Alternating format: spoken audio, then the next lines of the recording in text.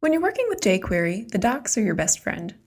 We like to peruse the docs via the handy reference sheet we link to in the notes, just because it gives a nice bird's eye view of everything we have access to.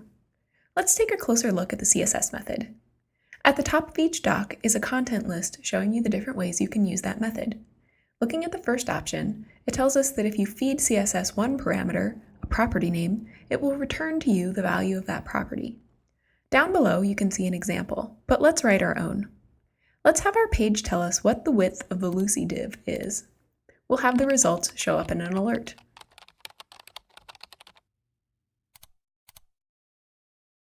Now let's try it with padding.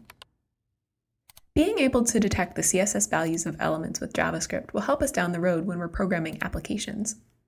Back to the doc, if we scroll down, we can see that the other way to use the CSS method is where you pass it two parameters. When you do this, it will set the given value rather than return it.